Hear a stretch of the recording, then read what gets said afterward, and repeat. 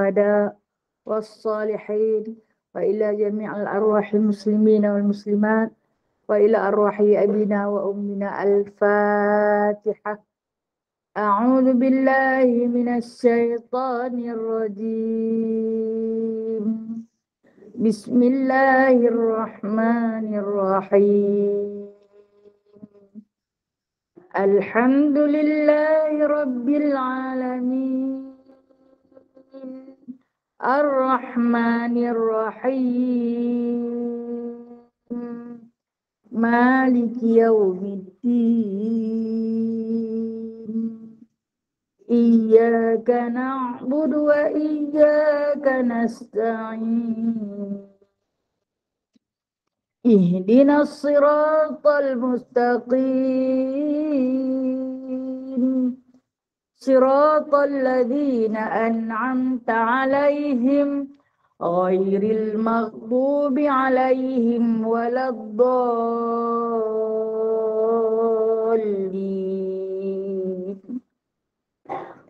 Amin. Dahului dengan surah Al-Kahfi ayat 1 hingga 10. A'udzu billahi minasy syaithanir rajim. Bismillahirrahmanirrahim. Alhamdulillahilladzi anzala ala 'abdihil kitaba wa lam yaj'al lahu 'iwaja qayyiman liyunzira ba'san shadidan min ladunhu wa yubashshiral mu'minina alladzina ya'maluna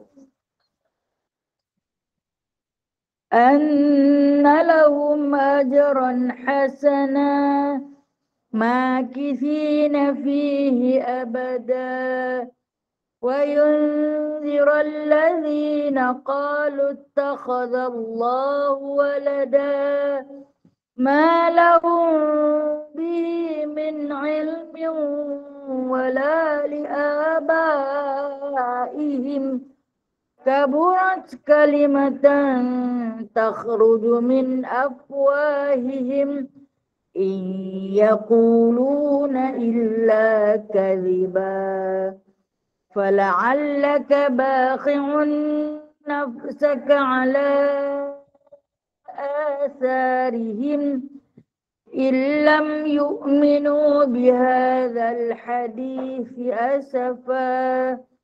Inna ja'alna ma 'alal ardi zinatan linabluwahum ayyuhum ahsanu 'amala wa inna laja'iluna ma 'alayha sa'idan jurza am hasibta anna ashabal kahfi warraqimi kanu min ayatina ajaba iz awal fisyatu ilal kahfi faqalu rabbana atina min ladunka rahmah wa hayyi' lana min amrina rasyada. Sadaqallahul azim.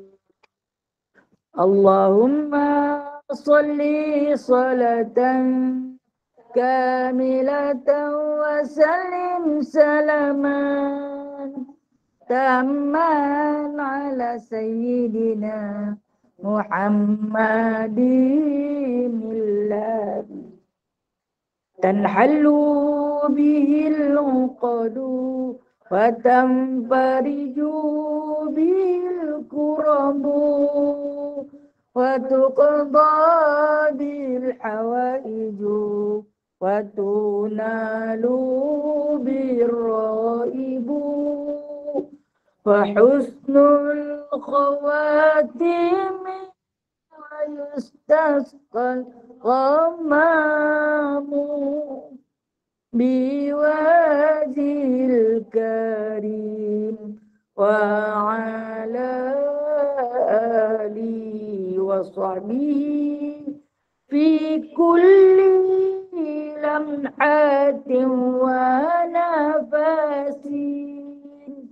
ونفس بعدد كل معلوم لك برحمتك يا أرحم الراحمين. اللهم صل وسلم على نور الأنوار وسر الأسرار وترياق الأغيار ومفتاح باب اليسار سيدنا ومولانا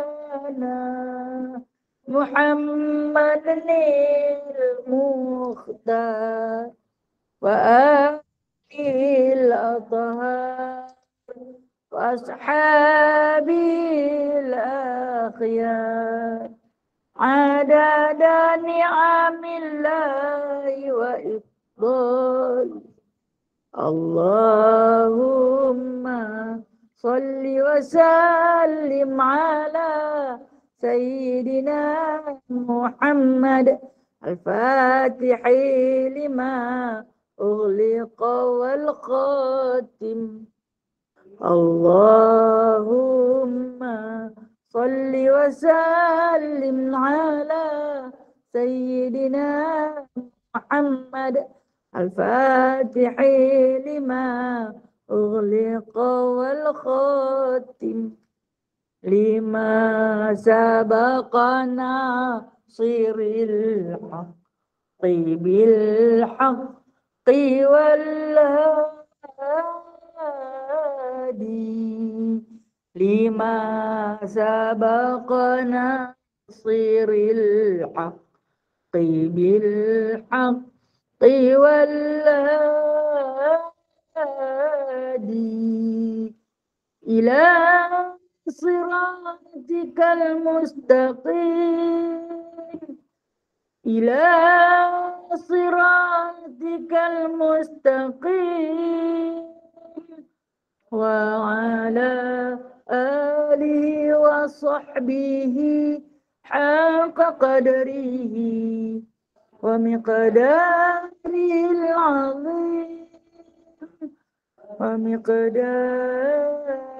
العظيم اللهم صل على سيدنا.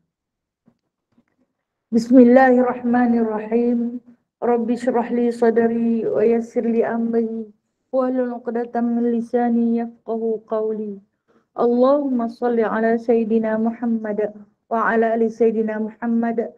Rabbi yassir wa la tu'assir. Rabbi tamim bi khair ya karim. Subhanaka la ilma lana illa ma 'allamtana innaka antal alimul hakim. Innaka antas sami'ul alim. Innaka antat tawwabur rahim. Amma ba'du fa ya ibadallah.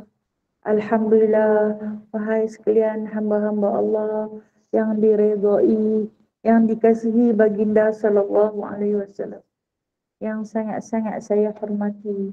Alhamdulillah, berjuta-juta berangkai-rangkai ketaatan kita cuba jalinkan untuk kita persembahkan kepada Allah.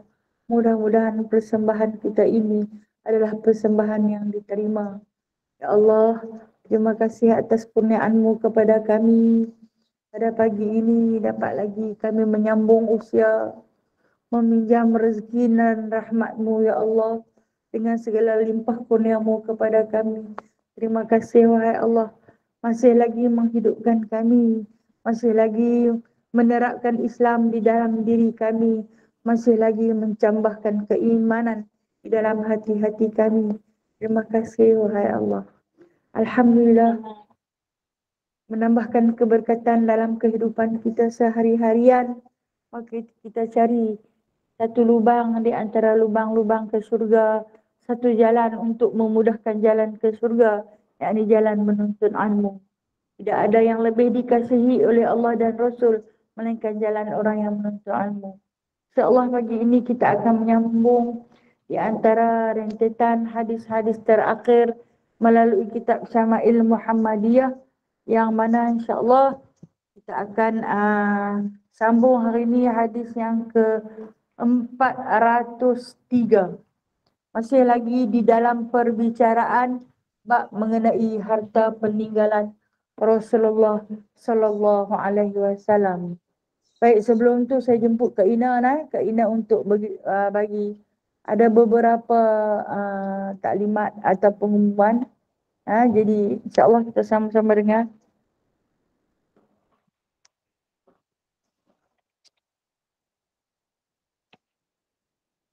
Assalamualaikum.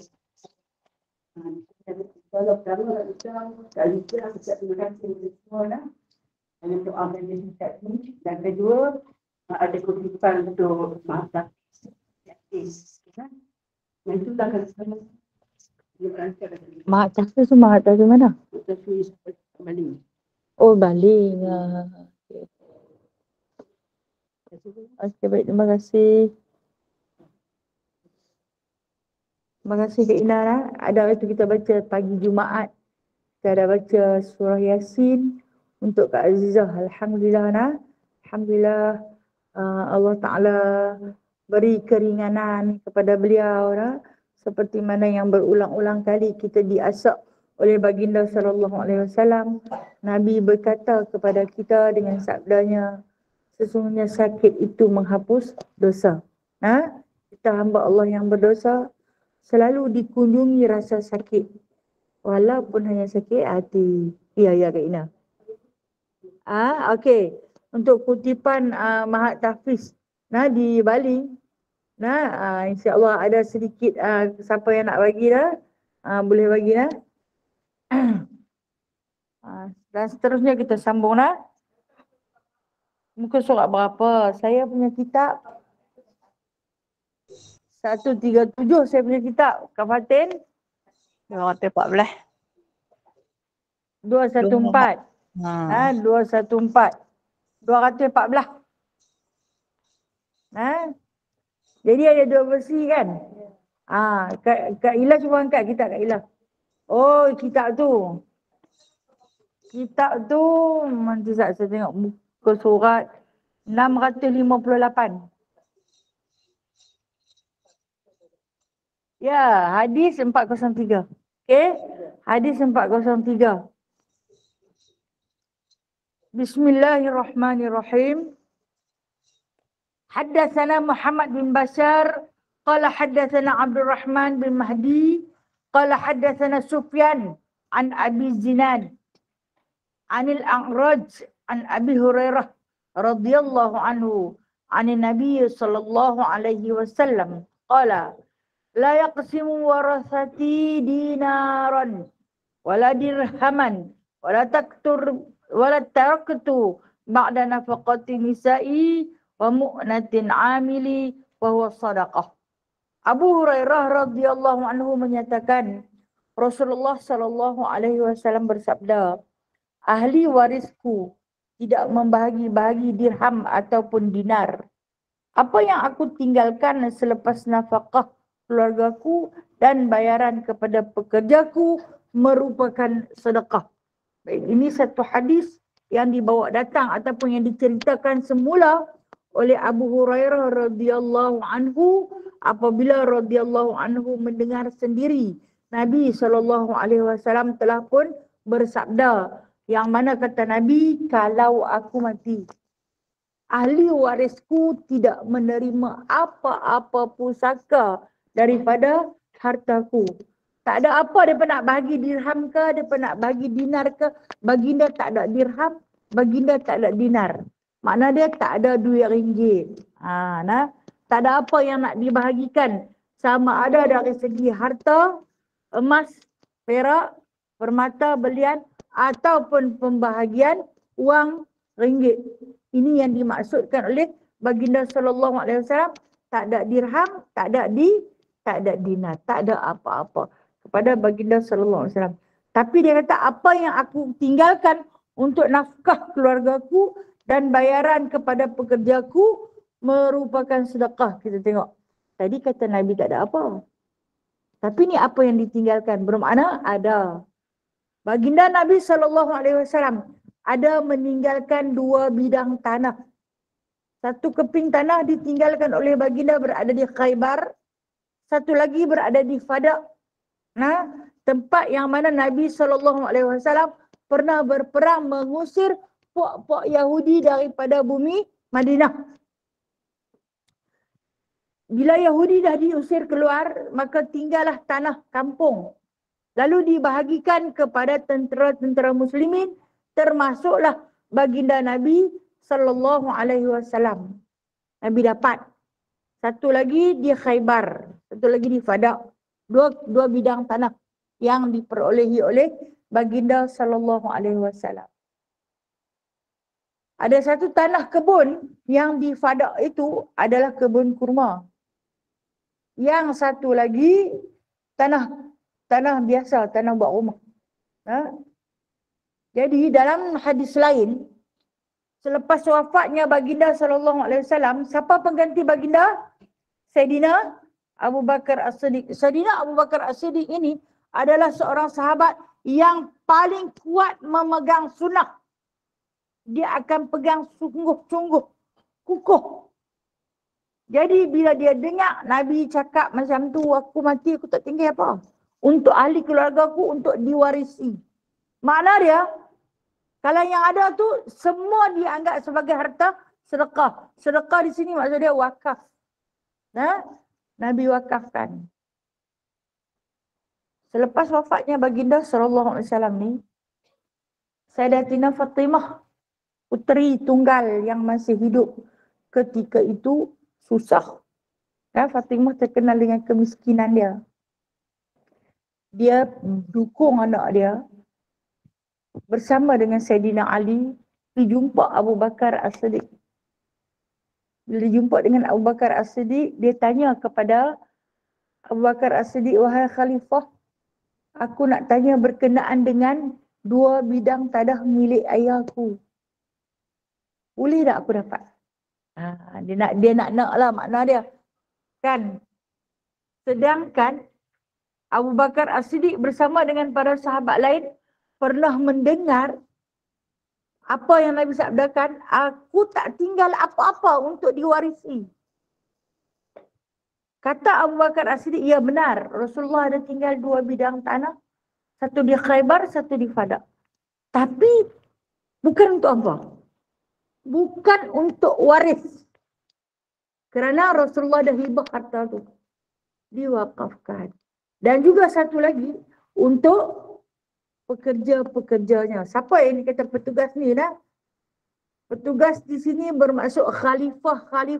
Lepas wafatnya Nabi SAW, maka khalifah itu yang layak menguruskan harta peninggalan Nabi. Bukan waris. Dan bila mana Abu Bakar As-Siddiq kata macam tu, Sayyidina Ali rasa tersentuh hati. Ada juga puak Syiah. Ni puak Syiah yang mengeluarkan fitnah kepada Abu Bakar As-Siddiq. Dia kata Abu Bakar tak mau bagi juga, walhal boleh mengikut budi bicara Abu Bakar. Boleh Sayyidatina Fatimah satu-satunya waris yang tinggal menerima sedikit harta tu. Orang lelaki kan dah wafat kecil-kecil. Kemudian yang perempuan lain semua dah wafat sebelum Rasulullah. Apabila anak perempuan wafat sebelum si mati, maka gugur. Ianya dinamakan apa? Gugur itu sukut. Tak layak menerima apa-apa harta. Tinggallah Fatimah seorang-seorang. Jadi kita kata waris tunggal lah. Kalau mengikut pandangan kita, layaklah. Kakak abang dia semua dah mati habis lah. Jadi tinggallah dia seorang-seorang, dia layak memiliki harta. Dia pun daripada cakap-cakap orang, dia pilih tuntut. Bila dia pergi tuntut, Abu Bakar As-Siddiq ni tegas dalam menjalankan wasiat. Tak boleh dia, tak boleh. Sikit pun tak boleh, sikit pun tak boleh. Maka puak Syiah kata, Fatimah merajuk. Fatimah merajuk. balik tu dia tak cakap terus dengan Abu Bakar. Bila mana kan dia duduk dekat dengan rumah Aisyah. Abu Bakar ni selalu ke rumah Aisyah. Aisyah tu kan puteri dia. Nah, setiap kali dia masuk pergi ziarah makam Rasulullah, maka dia masuk rumah Sayyidatina Aisyah lah. Kan makam Rasulullah tu duduk dalam bilik Aisyah. Jadi apabila Fatimah tengok Abu Bakar main, dia keluar. Nah, puak Syiah buat satu kesimpulan. Fatimah ni merajuk dekat Abu Bakar pasal tak bagi harta dekat dia. Jadi dia pulaukan Abu Bakar. Maka puak Syiah mengatakan Abu Bakar tamak. Sebab dia nak ambil kat dia. Dia nak guna pakai dekat dia. Kata tu.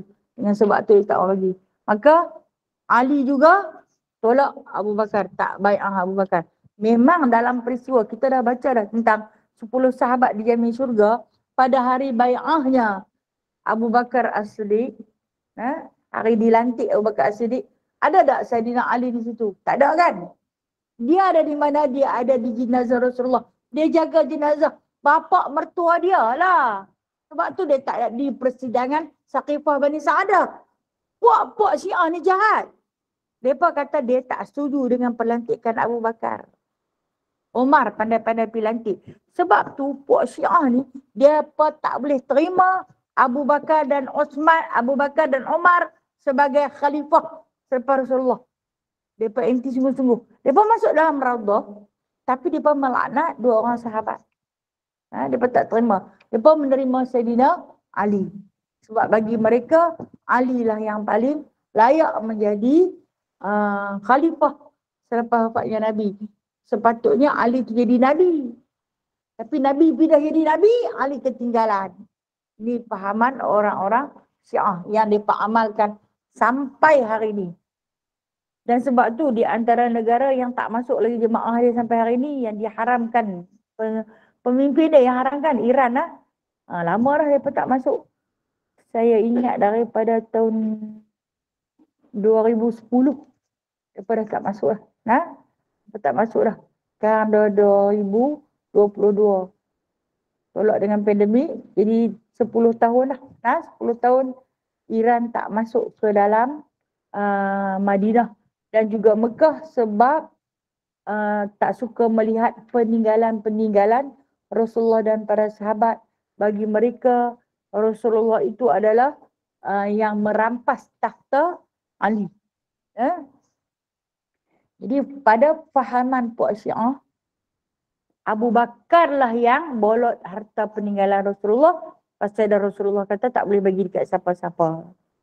Kemudian yang maksud dalam hadis yang kita baca tadi itu, yang dikatakan pekerja dia, petugas dia. Siapa petugas ini? Ijma' ulama' mengatakan petugas yang dimaksudkan dalam hadis ini, yakni khalifah selepas Rasulullah. Siapa dia? Boleh diuruskan oleh Abu Bakar As-Siddiq, boleh diuruskan oleh Umar Al-Khattab, boleh diuruskan oleh Uthman bin Affan. Kemudian baru diuruskan oleh Sayyidina Ali sebab dia khalifah yang keempat. Jadi harta tu tak dapat. Apa berlaku kepada isteri-isteri yang ditinggal oleh baginda sallallahu alaihi wasallam? Pada hari Rasulullah wafat, Rasul dalam sejarah sirah mengatakan Rasulullah ada 9 orang isteri. Baik. Yang mana isteri-isteri Rasulullah itu diuruskan ataupun dibelanjakan nafkah mereka oleh Abu Bakar As-Siddiq. Walaupun ada harta mengatakan dia ambil daripada hasil tanaman kebun kurma yang terdapat di Fadak. Lalu dibelanjakan untuk nafkah isteri-isteri Rasulullah sallallahu alaihi wasallam. Sebab apa? Sebab istimewanya isteri-isteri Rasulullah ini mereka dalam keadaan iddah selepas Rasulullah wafat. Tak ada iddah mereka berapa lama.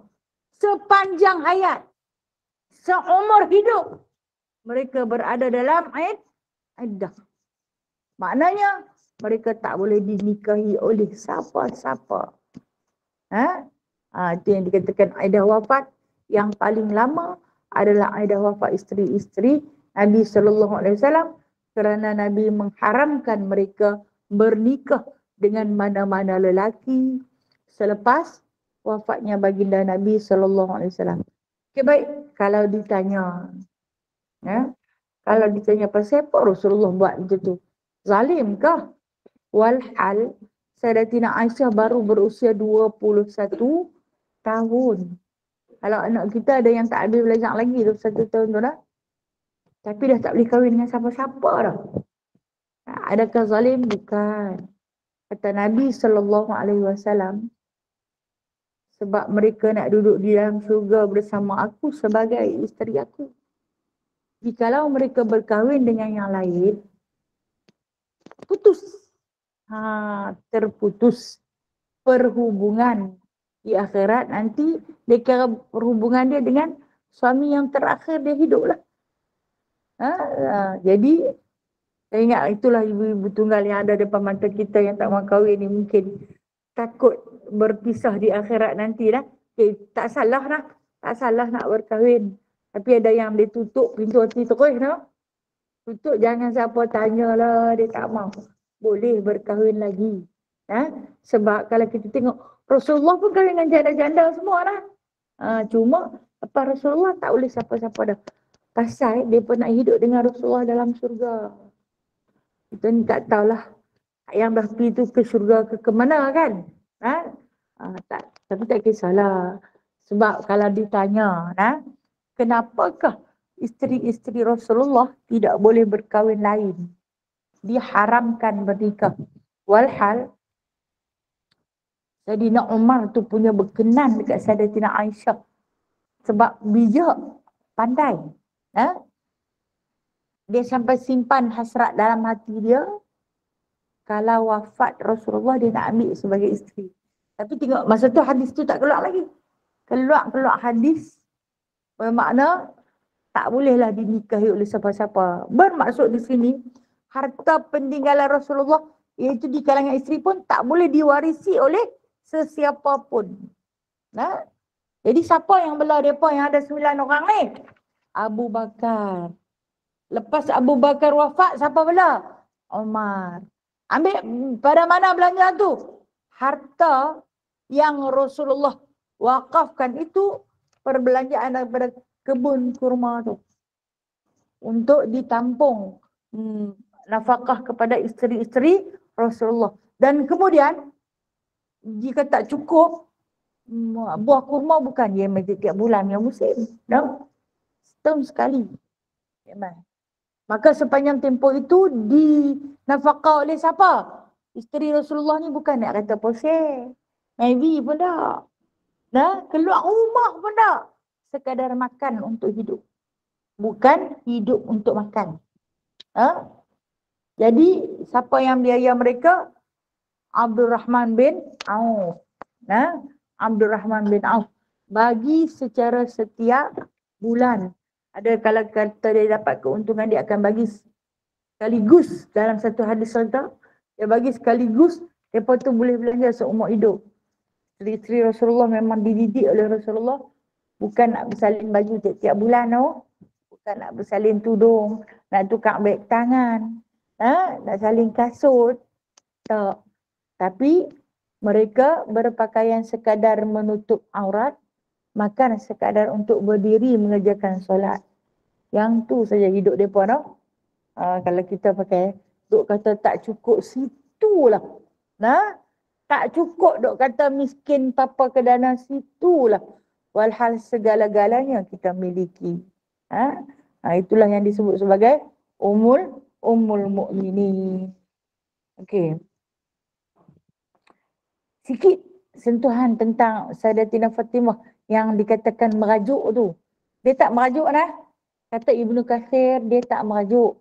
Sebab apa dia tak cakap dengan Abu Bakar? Kenapa Abu Bakar mai dia balik? Abu Bakar mai dia balik. Adakah dia merajuk? Kata Sayyidatina Aisyah, Sayyidatina Fatimah tak merajuk.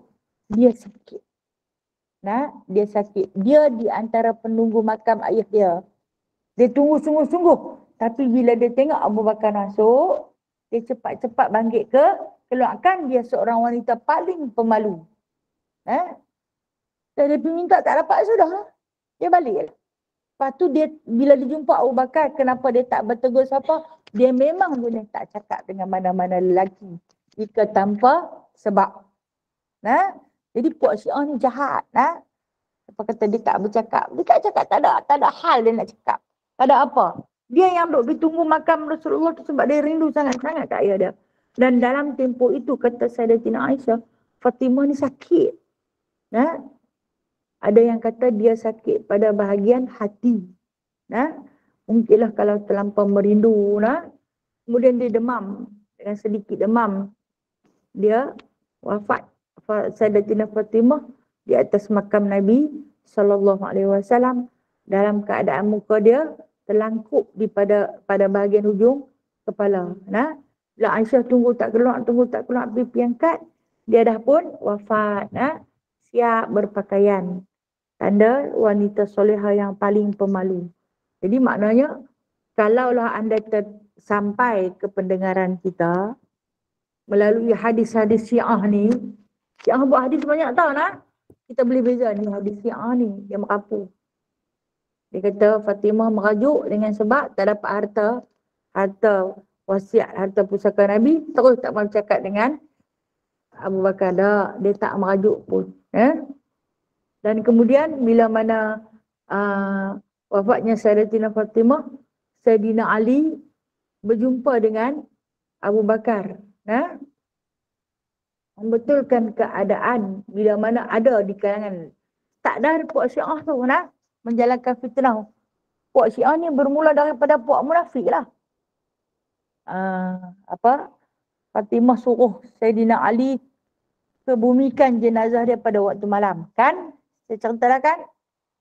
Sebab apa? Sebab dia malu andai jasad dia waktu diusung dilihat oleh lelaki yang ajnabi. Dia malu. Kan bila dah mayat tu dibungkus kan nampak bentuk tubuh badan. Nampak bentuk je. Bentuk dibungkus. No? Dia malu macam tu pun. Dia minta tutup dia hingga tak nampak apa. Dan sempurnakan jenazah dia pada waktu malam. Jadi Sayyidina Ali buat apa? Bubuh keranda. Tak nampak tu bentuk tubuh badan dia. Nah, itulah Sayyidatina Fatimah. Puak Syiah kata, kenapa disempurnakan jenazah dia pada waktu malam? Dengan sebab kata mereka, dia benci kepada Abu Bakar, sangat-sangat benci. Jadi dia suruh diam-diam saja. Jangan habaq kat khalifah kata dia wafat. Padahal khalifah memang menghormati dia. Sebab dialah yang paling Nabi sayang. Apabila Sayyidina Ali jumpa dengan Abu Bakar bagi membetulkan keadaan ataupun salah faham.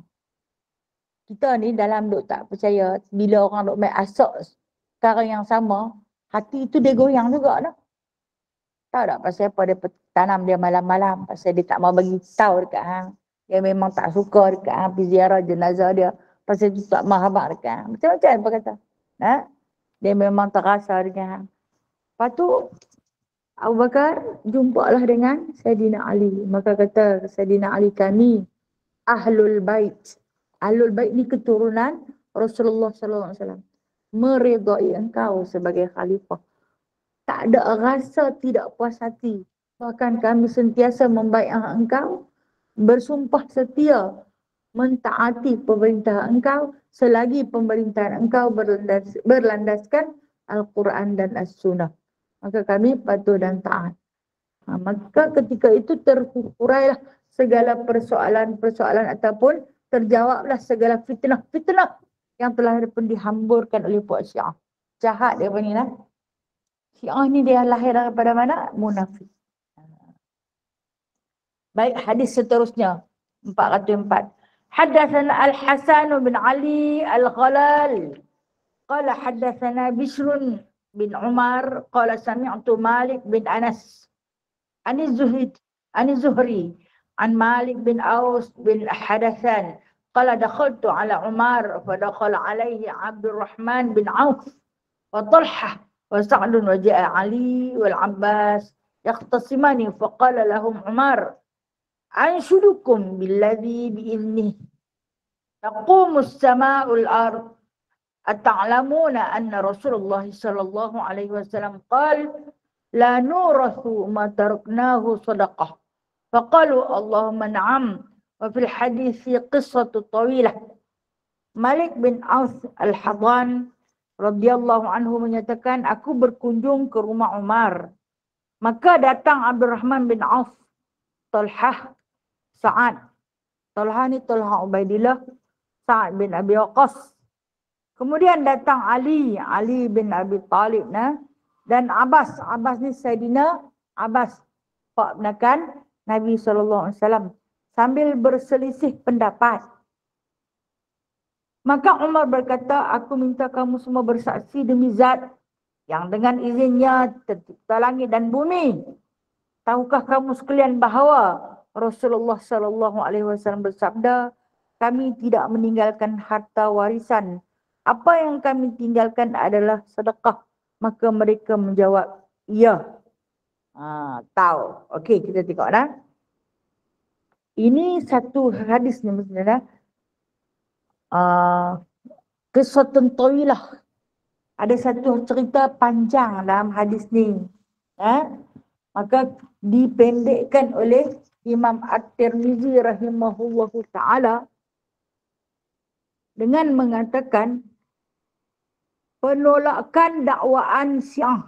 Syiah ambil hadis ni. Berkumpulnya para sahabat yang disebutkan di sini beberapa orang sahabat. Ketika itu Abdurrahman bin Auf, Talhah, Sa'ad bin Abi Waqqas, Ali bin Abi Talib, Abbas bin Abdul Muttalib berkumpul nak menceritakan tentang rasa tidak puas hati di atas pemerintahan Abu Bakar As-Siddiq pasal tak mau bahagi-bahagi harta peninggalan Nabi SAW. Jadi tak puas hati. Berkumpullah ahli-ahli syura ni. Ahli syura, kita dah baca dah tentang perlantikan ahli-ahli syura. Para sahabat yang dekat dengan Rasulullah SAW, yang selalu pendapat mereka Rasulullah akan pakai. Kalau kata nak mesyuarat tentang kemaslahatan Islam dan umat Islam, Rasulullah akan jemput para sahabat ni lah untuk sama-sama memberi buah pendapat, pandangan. Rasulullah akan guna pakai. Jadi, mereka ni membelakangkan Abu Bakar. Tak boleh pakai dah Abu Bakar ni. Tak mau pakai dah. Pasal Abu Bakar tak mau bagi sikit pun. Bagilah dekat Ali dia susah. Bagilah dekat isteri-isteri Nabi dia susah. Mereka semua susah. Tak ada apa nak makan. Dia buat apa dia makan dekat dia. Dia belanja dekat dia. Walhal Abu Bakar As-Siddiq ini seorang sahabat yang berpuasa 6 hari, berbuka sehari. Puasa 6 hari. Isnin daripada Sabtu sampai Khamis. Berbuka setiap Jumaat sahaja. Punya hebatnya. Nak makan mana hari. Dia kan dia kata terlampau kurus sampai melayang-layang punya kurus. Pakai selok tak pernah dekat di pinggang. Memanjang melondeh. Terlalu kurus. Sebab terlampau banyak berpuasa. Berbeza dengan Umar Al-Khattab. Keadaan ini menyebabkan puak-puak yang tak puas hati ini berkumpul. Tak apa. Kita tunggu tengok persidangan menteri-menteri kabinet. Nak kata apa dekat Perdana Menteri kita ni. Tak mau nak bagi harta pusaka. Kau ni kata macam ni, kau ni kata macam ni, kau ni kata macam ni. Sahabat-sahabat lain yang dijemput tu, yang disebut dalam hadis yang kita bagi tadi, Abdurrahman bin Auf, Talhah, Sa'ad, Ali dan juga Sayyidina Abbas. Apa kata, Nabi memang tak tinggal apa. Apa pernah dengar dah hari ni? Dengar. Dia tanya Aisyah sendiri, Abu Bakar tanya Aisyah sendiri. Aisyah kata, kami, isteri-isteri Rasulullah, memang tidak ada apa yang ditinggalkan oleh Rasulullah. Dari segi dinar ataupun dirham, dari segi harta ataupun pakaian. Jadi, nak pergi tengok apa? Maka ada yang menuduh, kata Abu Bakar, simpan. Dia pun tak simpan. Dia tak simpan. Dia nak buat apa?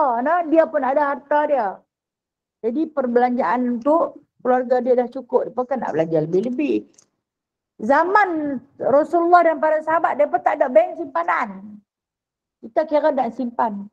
Ni nak simpan beda-beda tua. Ni nak simpan beda-beda nak hati. Tak salah menyimpan lah. Cepat terpuji tu. Ha? Tapi kita ni tawakal tak tinggi. Tak ada duit nak makan apa lah. Ha? Kita duk susah hati. Takut tak ada nak makan. Kira nak makan je. Padahal makan tak banyak mana pun. Nah, melingkup kot lain yang lebih. Okey tak no? Tahu lah betul ke tak betul. Ha? Makan tak banyak mana pun. Banyak mana? Nasi lemak sebungkus mana kenyang. Nasi lemak sebungkus mana ada RM20. No? Ini mahal pun RM2. Lepas kalau campur lauk sikit, dia naiklah RM5-6. Kan?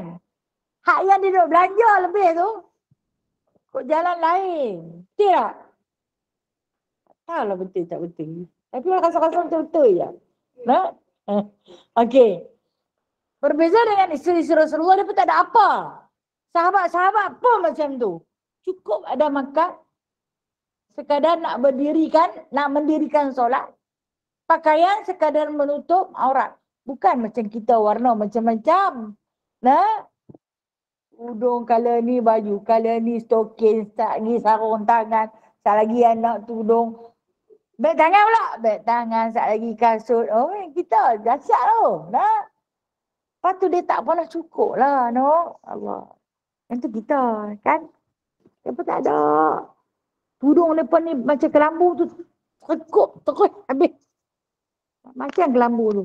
Jalan. Ada hajat baru berjalan. Pula ni tak ada hajat pun saja. Window shopping. Tak ada lagi tu.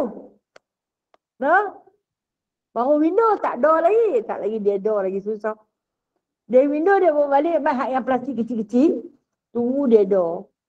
Dia bawa balik main bagasi. Ambil hang. Allahu Akbar. Kadang sampai lupa diri lah. Sampai lupa diri. Itulah kita. Saya tak kata kat perempuan. Saya kata kat kita. Kita tu saya lah. Ha? Astaghfirullahaladzim. Lepas tu keriau lah tak dapat apa. Nah? Rasulullah pun tak ada tak apa. Tak ada pun tak apa. Jangan dah makan minum atau pakai. Sudah. Cukup. Kami nak balik dah nak jumpa dengan Rasulullah. Hati teruja. Punyalah nak bertemu dengan Rasulullah sallallahu alaihi wasallam.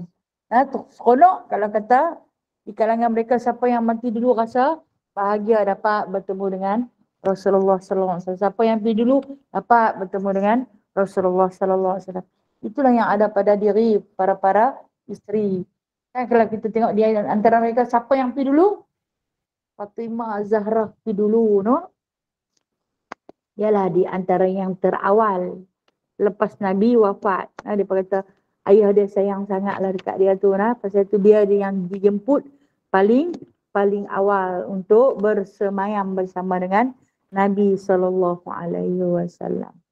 Jadi apa yang nak diselisihkan? Seperti mana dakwaan puak-puak Syiah bahawa Abu Bakar dan Umar ni buat naya dekat Ali dia kata. Jadi tahan harta Fatimah. Bukan harta Fatimah, tak ada apa.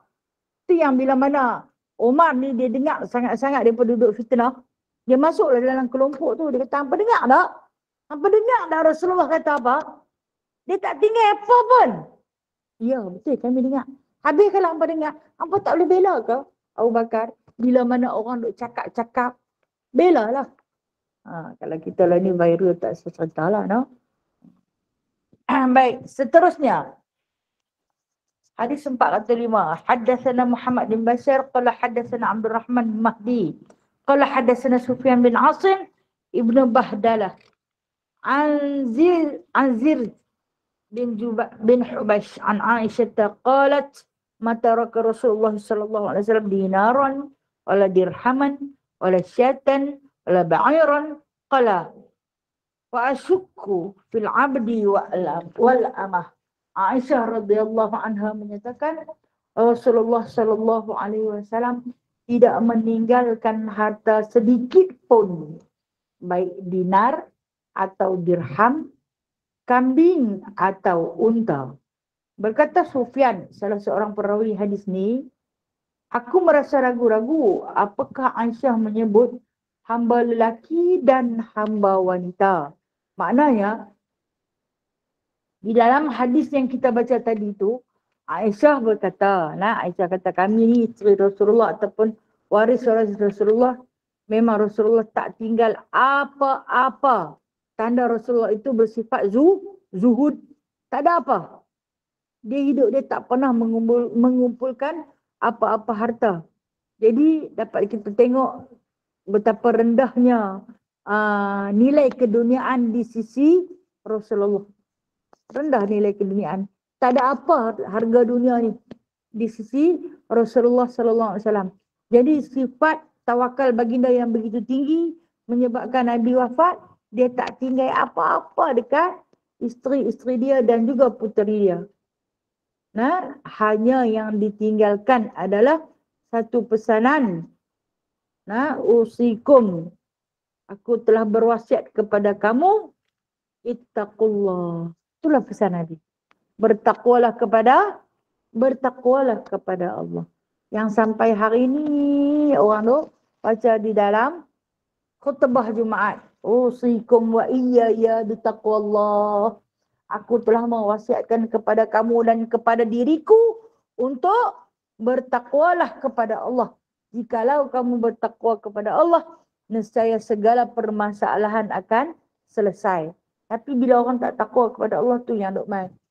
Wasiat dah, mak dia dah wasiat, dia bangkang wasiat. Ada di kalangan anak yang bapak dia wasiat wakafkan rumah dia atau tanah dia untuk masjid, untuk musola, untuk mahat tahfiz. Anak tu bangkang wasiat. Boleh tak wasiat itu dibangkang? Boleh. Boleh dibangkang. Anak ni pindah mahkamah, buat pembangkangan. Jadi orang yang menerima wakaf ni terpaksa lepaskan bila menggunakan peguam. Tinggal satu sekolah tu saya ingat dia pun tengah duk belajar elok-elok tu, tapi anak waris nak balik, dia kata yang ni bapak kamu yang wasiatkan sebagai wakaf. Kami tak terima wasiat ni. Anak-anak yang durjana. Dah lama tak boleh kirim apa dekat dia anak. Lepas tu hampa bangkang lagi untuk harta dia di alam barzah. Pun dia tak terima. Berbeza dengan anak-anak Nabi SAW dan juga isteri-isteri baginda SAW. Jadi kata perawi hadis ni, dia kata, aku merasa ragu-ragu. Maksud hadis ni dipanggil hadis syak. Hadis syak yang mana perawi ni kata, aku tak dengar pun dia kata hamba. Rasulullah dah ditinggalkan hamba . Antara hamba yang ditinggalkan yang paling masyhur Anas bin Malik lah. Adakah mereka itu diwarisi? Dia bebaskan. Tak ada apa. Memang tak ada apa-apa langsung. Sikit pun tak ada. Itulah kefakiran baginda sallallahu alaihi wasallam. Kita masuk sikit lagi bab. Bab mengenai bermimpi melihat Rasulullah sallallahu alaihi wasallam. Ada pernah mimpi tak?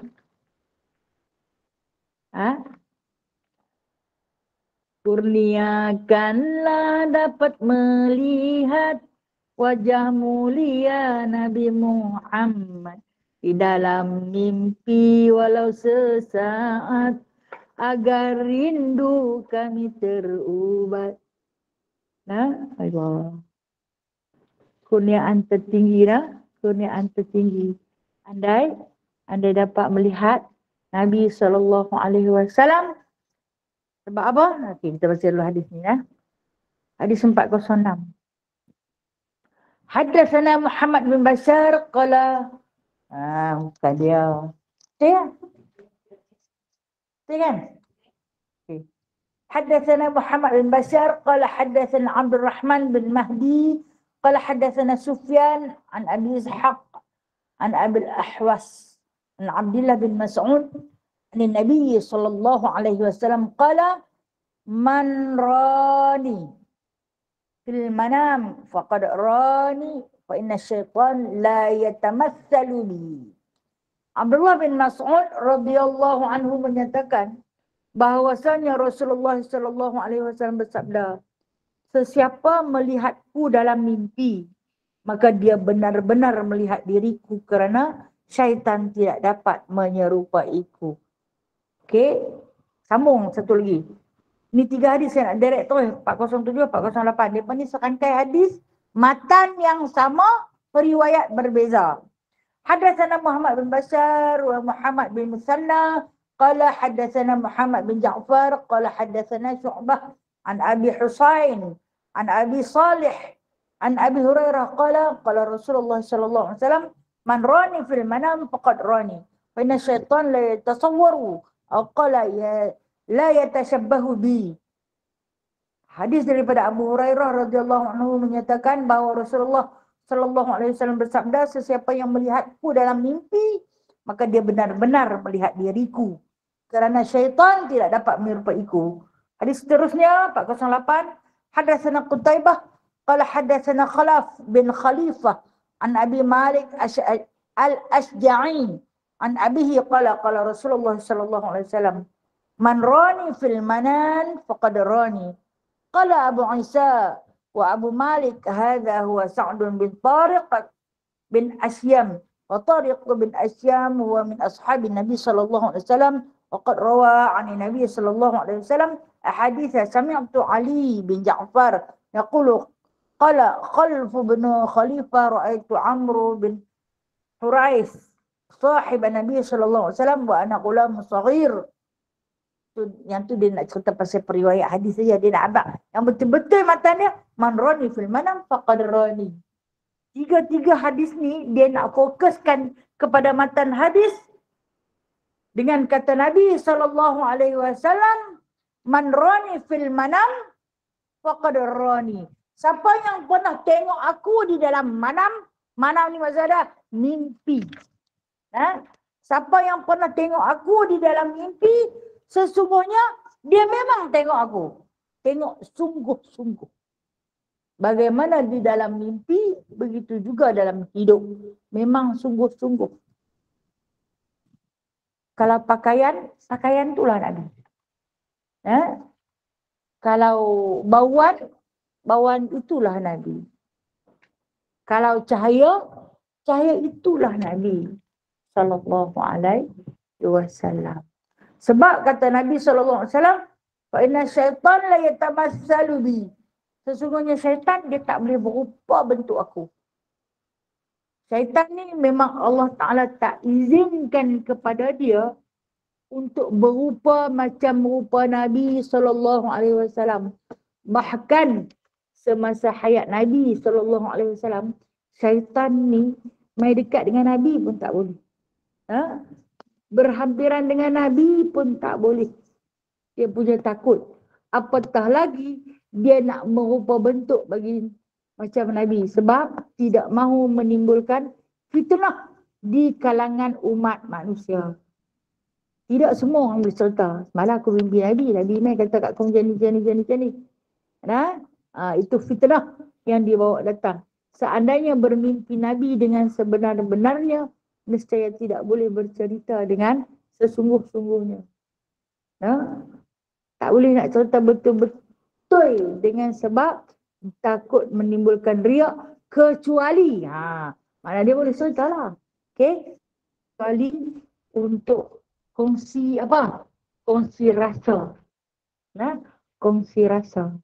Sesetengah orang Rasulullah datang tapi tak nampak wajah dengan tepat. Jadi daripada kongsi rasa gembira. Beberapa orang sahabat yang berkongsi dengan saya muka tak clear sebab bercahaya, silau pandangan mata. Orang kafir memang tak boleh tengok wajah Rasulullah tepat-tepat tau. Orang Islam boleh tengok tapi tak boleh memandang terlalu lama. Baginda terlalu bercahaya. Tak tahu segak sampai macam mana. Dan Nabi biasanya akan meninggalkan bau. Bau yang teramat harum boleh dirasai selepas terjaga. Jaga. Tapi bau tu tak hilang lagi. Yang ni di antara bukti bermimpi jumpa dengan Nabi SAW. Dan kadang-kadang Nabi sentuh apa yang ada di tangan kita. Ada yang tidak dengan tasbih. Nabi sentuh tasbih tu. berbau harum hingga sampai beberapa hari. Kadang ambil masa tempoh lama. Bau harum tu keharuman yang tak tahu nak abang macam mana punya wanginya Nabi SAW. Itu di antara penampilan baginda di dalam manam. Manam ni mimpi. Tidur orang beriman, bukan tidur ikut suka lagu kita tidur aja. Tidur dengan selawat. Kan ada orang yang mengamalkan selawat sehari 10,000.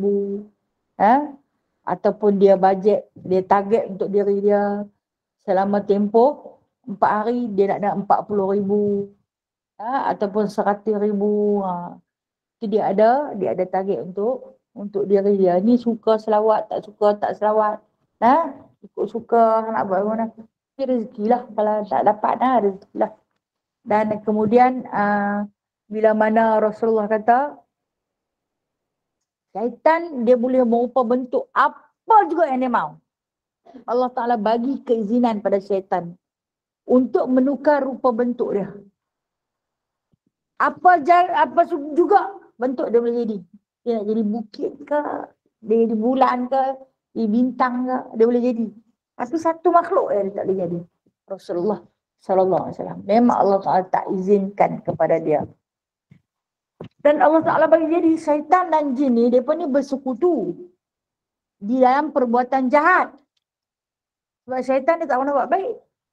Dia akan bersekutu dengan jin. Pasal apa dia bersekutu? Sebab jin pun satu makhluk yang Allah Ta'ala tak izinkan kita untuk nampak dia. Kita tak dapat tengok dia. Jadi, bersekutulah di antara jin dan syaitan ini untuk memperdayakan anak cucu Adam. Dengan sebab itu Allah Ta'ala bagi sedikit mukjizat kepada makhluk jin dan syaitan ini tak dapat dilihat oleh pandangan mata kasar. Dan syaitan ni sebenarnya dalam Al-Quran pun Allah sebut kita tak boleh tahu rupa bentuk dia yang sebenar. Yang duk mat bertanduk-tanduk tu, yang tu bukan muka dia betul. Itu bukan muka dia yang sebenar. Wajah dia yang sebenar wallahu a'lam. Wallahu a'lam. Teringin tak tengok dia? Tak teringin. Jangan duk teringin. Aku teringin tengok setan macam mana lagi. Tak usah duk teringin. Banyak-banyaklah a'udzubillahi minasyaitonirrajim. A'udzubillahi samii'al 'aliim minasyaiton. Tak mau kalau kita tengok dia, entahlah Tuhan hang macam aku. Terus percaya. Dia kalau kata kita boleh nampak dia nak menyesatkan kita, tu kerja dia. Jadi sabda Nabi ni benar. Memang syaitan tak boleh merupa bentuk seperti Rasulullah sallallahu alaihi wasallam sama ada ketika baginda hayat ataupun selepas baginda wafat. Sampai bila? Sampai kiamat. Memang tak boleh dilihat oleh pandangan mata syaitan wajah bentuk Nabi yang sebenar. Dia sendiri pun nampak Nabi bercahaya macam kita tengok matahari tu. Tak boleh memandang secara tepat. Dia nak merupa bentuk pun dia tak boleh. Sebab memang Allah Subhanahu Wa Taala sama sekali tidak memberi keizinan kepada dia. Itulah syaitan laknatullah. Andai kita ada rezeki, benda ni tak mustahil ramai. Allah Ta'ala bagi kelebihan ni, dapat bermimpi, bertemu dengan Nabi SAW. Maka kata Nabi SAW, tu kamu bertemu dengan aku, memang jasadku. Nabi wafat tapi baginda tak reput, hanya sekadar beristirahat selepas berpenat lelah selama tempoh usia baginda 63 tahun. Baginda diuji daripada hari kelahiran. Dalam perut mak dia lagi dia dah diuji dengan yatim. Sampailah pada hari kewafatan baginda sallallahu alaihi wasallam. Ujian tak pernah putus. Maka dengan sebab itu, dengan penuh rahmat dan kasih sayang Allah, baginda direhatkan. Itu dengan cara diwafatkan. Bertemulah dia dengan Allah Azza wa Jalla, kekasih yang dirindu-rindu, maka itu adalah kerehatan baginda. Dengan sebab tu Nabi kata, kalau hampa mimpi jumpa aku, itu aku. Bukan siapa-siapa itu aku. Kalau ramai tanya kita, semalam aku mimpi jumpa Nabi. Kita ni tengok keperangai dia, hang dia biar betul. Hang ni biar betul, kau rasa tu tak betul je. Kata kat dia tu, Allah Alam, tak malah. Kadang-kadang sembang dengan puak munafik ni, dia pemohong pun kuat nah. Berani, tekat-tekat dia nak apa? Dia mimpi jumpa Nabi. Dia nak hantar dia Nabi pun dia berani dah. Patut dia mimpi jumpa Nabi dah. Puak-puak ni susah sungguh lah kita nak adili dia, nak kata apa. Katalah dekat dia, Allah Alam. Tak betul dah ni aku mimpi jumpa ni. Kalau betul hang bermimpi jumpa Nabi, betul lah. Dengan sebab Nabi itu tak boleh diserupakan. Nah, syaitan tak boleh menyerupai dia. Kalau betul-betul lah. Dah lah hang percaya tak? Tengok kepada perangai ni memang tak apa nak percaya. Nah. Jadi itu yang kita perkhabaran. Kalau yang membawa perkhabaran itu adalah munafik, tak usahlah percaya sangat. Wallahu a'lam bishawab. InsyaAllah ada rezeki kita akan sambung bulan depan. Oh, bulan depan dah tahun baru dah no. Masya-Allah. Hadis 409 masih lagi berkenaan dengan manam Nabi SAW. Bermimpi bertemu Nabi SAW. Wallahu a'lam. Minta doa ke Allah nah. Minta doa ke Allah. Ya Allah, rezekikanlah kepada aku dapat bermimpi Nabi SAW. Jangan malu minta lah. Saya kan masa awal-awal tu saya malu nak. Saya malu nak minta. Pasal macam tak layak nak jumpa dia nak. Jadi jangan malu untuk minta Allah rezekikan bertemu dengan Nabi SAW. Terima kasih banyak. Pun semua kutipan dapat dalam 300. Alhamdulillah, terima kasih para sahabat semua yang telah memberi sumbangan untuk Mahat Tahfiz. Nama dia apa Mahat Tahfiz? Oh, insyaAllah nah. Terima kasih nah pada yang menyumbang. Ada soalan?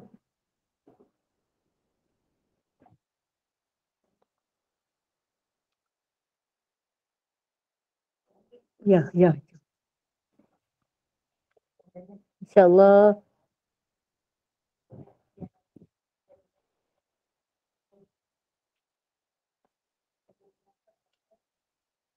Apa?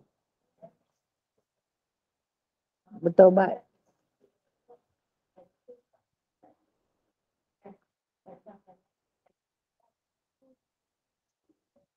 Ya ganti.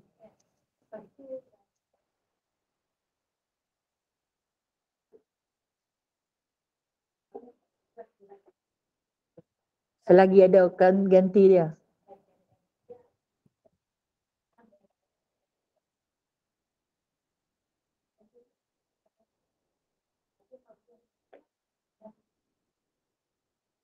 Suruh buat. Okey. Nak ikut yang mana satu? Kan? Okey, baik. Terima kasih pada yang bertanya. Nah. Saya ingat saya pernah cerita tentang permasalahan ni ya. Ada pendapat mengatakan tidak ada qada sembahyang. Kita dah tinggal waktu kita jahil. Nah. Kita tertinggal solat ketika mana kita jahil. Maka lala ni kita tak payah qada. Sebaliknya memadai dengan bertaubat. Dan ada juga pendapat mengatakan setiap yang kita tinggal itu wajib kita qada. Jadi macam yang kata wajib qada ni dia kata waktu bangun tahajud tak payah buat tahajud tapi qada pada waktu tahajud dapat pahala tahajud. Waktu qabliyah ba'diyah tak payah buat qabliyah ba'diyah tapi qada dapat pahala qabliyah ba'diyah. Sebab qada Rasulullah tak sebut, qabliyah ba'diyah Rasulullah sebut. Okey, kita nak cari yang paling afdal. Baik. Kita ni Rasulullah tinggal kita lama sangat dah. Memang tak sempat nak berjumpa dengan Rasulullah, nak bertalaqi musyafahah dengan Rasulullah. Begitu juga para sahabat, tinggal kita lama dah. Yang betul-betul pegang dengan sunnah Rasulullah. Kemudian tabi'in pun kita tak jumpa. Tabi'in kita tak jumpa. Kita jumpa dengan tabi'in. Tabi'in dan tabi'in tu Imam Syafi'i lah. Okey, kita berjumpa daripada mana? Tulisan. pendapat. Maka kita ambilkan dia menjadi satu jalan ikutan yang kita sebut sebagai mazhab.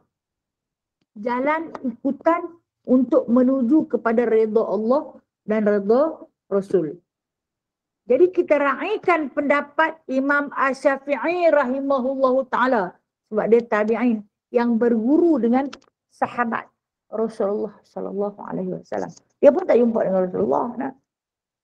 Jadi pendapat Imam Syafi'i rahimahullahu ta'ala mengatakan setiap yang berhutang itu wajib dibayar. Qadha tu bayarlah.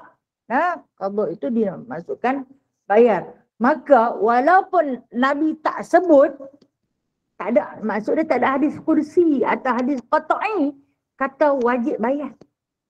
Nah, tapi dia mengambil qiyas. Ni yang kata kita ni ahli sunnah wal jamaah, kita mengambil qiyas. Pendapat jumhur ulama mengatakan daripada hadis surah Al-Baqarah cerita pasal hutang saja. Setiap hutang wajib bayar, termasuklah hutang ibadah. Maka andai kamu berhutang, hutang ibadah pula hutang wajib solat. Nah, maka wajiblah ke atas kamu membayarnya mengikut qaul pendapat ulama yang asah. Nah, wajib bayar. Allah Ta'ala tidak menerima sesuatu yang sunat selagi kamu tidak menunaikan yang wajib. Mengambil pandangan kata-kata para ulama berqiaskan Al-Quran daripada surah Al-Baqarah serta bab hutang. Nah, jadi hutang ini tidaklah semestinya hutang yang hanya bersangkut dengan harta ataupun wang ringgit. Tapi hutang juga disangkut juga dengan amalan. Amalan wajib. Termasuklah hutang zakat, hutang puasa. Itu juga dikira sebagai hutang sebab mereka ambil qiyas. Puasa, orang yang tak boleh berpuasa kena bayar sekian kan. Nah, jadi begitu juga mereka ambil qiyas. Ini mazhab Imam Syafi'i mengambil qiyas dari segi solat. Tapi solat tak boleh dibayar dengan harta melainkan dengan qadha, menggunakan waktu. Kemudian bila mai dah ulama-ulama mutaakhirin mengambil pendekatan yang lebih mudah untuk kita beramal. Sambil kita qadha, kita juga boleh buat sunat. Kita boleh buat sunat qabliyah ba'diyah, kita boleh buat sunat tahajud, kita boleh buat sunat witir, kita boleh buat sunat tarawih. Sambil-sambil tu kita ada masa kita qadha, macam kita dah buat lah ni. Kita ada masa kita qadha, kita ada masa kita qadha. Tetapi kata Imam Syafi'i, elakkan kamu daripada qadha selepas subuh dan selepas asar. Waktu tahrim. Elakkan qadha pada dua waktu tersebut. Waktu lain qadha. Boleh qadha. Tapi kalau nak qadha juga lepas subuh, boleh. Walaupun waktu tahrim. Tapi nak qadha, boleh. Dibolehkan. Maka itu yang kita kata pendapat ulama. Jadi kita ni, cara kita nak dekat dengan Rasulullah, cara kita nak dekat dengan Allah melalui ulama. No? Sebab kita tak jumpa dengan Rasulullah. Maka ulama lah yang memimpin kita. Bila kita main jumpa hadis, kata tak payah. Tak ada hadis kata tak payah. Cuma tidak ada hadis yang kata kena. No? Tidak ada hadis yang kata kena. Tapi kita ni, di samping beramal dengan hadis, kita ikut pimpinan para ulama. Itu kita buat. Baik, jalan yang paling afdal macam saya sebut tadi, sambil-sambil kita qadha, dalam pada masa yang sama kita juga buat qabliyah ba'diyah, kita juga buat sunat tahajud, kita buat sunat duha. InsyaAllah Yuna, Allah mudah-mudahan Allah Ta'ala redha setiap amalan kita. Rabbi auzi'ni an ashkura ni'mataka allati an'amta alayya wa ala walidayya wa an a'malan salihan tarda wa aslih li fi dhurriyyati inni tubtu ilaik wa inni minal muslimin. Doa ni Allah Ta'ala ulang berkali-kali dalam Al-Quran. Kalau tak silap saya ada 3 tempat. Dia suruh kita minta kepada dia, auzi'ni an ashkura, ilhamkanlah kepada aku untuk sentiasa mensyukuri nikmatmu yang telah Engkau berikan kepada aku dan kepada kedua ibu bapa aku. Ilhamkanlah kepada aku ya Allah untuk aku mengerjakan amalan soleh tardah yang Engkau redha. Jadi amalan soleh ni apa juga perbuatan yang soleh yang baik yang kita buat sehari-hari ini, kita minta Allah Ta'ala redha. Auzi'li, ilhamkan pada aku. Jadi maksud dia ilhamkan ni, kita rasa senang nak buat, mudah kita nak buat, tak menjadi satu bebanan bila setiap kali kita nak solat qada, tak menjadi satu bebanan bila setiap kali kita nak solat sunat. Tapi bila main pendapat banyak-banyak, akhir ni memang macam dia kata confused. Aku nak buat yang mana satu? Nak buat sunat saja, takut tak diterima sebab qada tak habis. No? Nak buat qada saja takkanlah sampai tak ada sunat. Rasa macam terasing sangat. Jadi yang terbaik, buat dua-dua. No? Okay, kalau kita bangun tahajud, kita nak buat tahajud, boleh. Kita buat tahajud. Kemudian saat lagi dah masak, nak qada lah bila-bila punya. Boleh. Nah, jadi kita seimbangkan kedua-duanya. Wallahualam. Mohon maaf dulu atas kekurangan. Ya, kalau kata banyak sangat-sangat, seimbangkan. Boleh selang-seli dengan sunat. Boleh, no? Tapi kalau pitanya dekat ulama yang syadid, dia nanti kata buat qada juga. Semua. Dia tak bagi langsung buat sunat. Sampai ada seorang guru tu terus kata, saya hormatilah pendapat dia. Tarawih pun tak boleh buat. No? Kalau kata dia tak bayar qada sampai habis. Dah. Okay, kita hormati pendapat ulama yang hebat ni. Okey, ya. Ya, waalaikumsalam.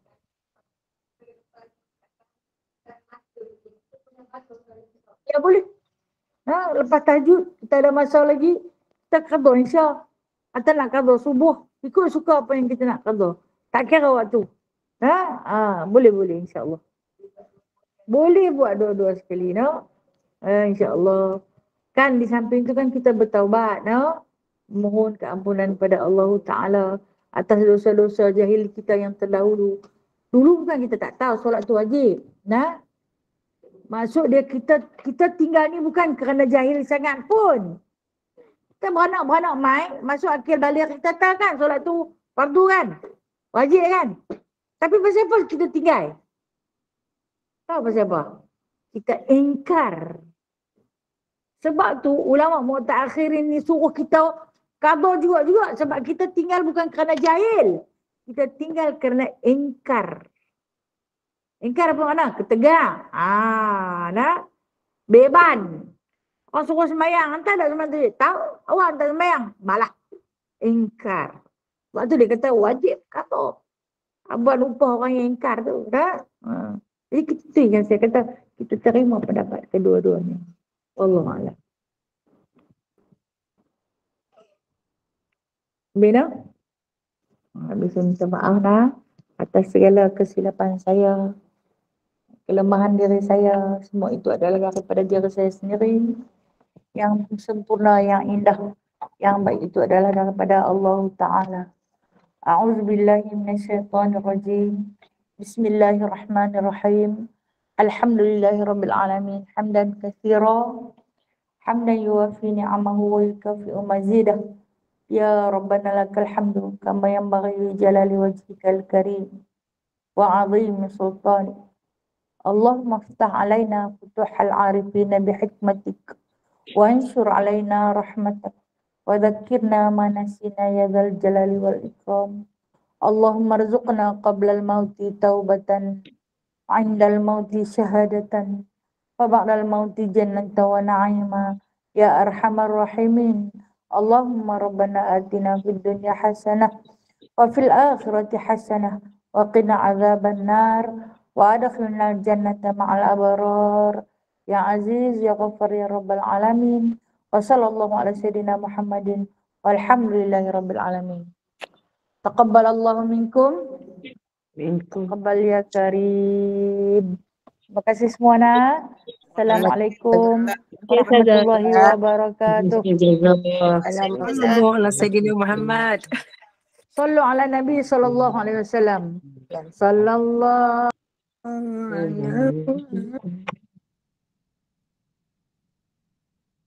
Terima kasih semua kawan-kawan.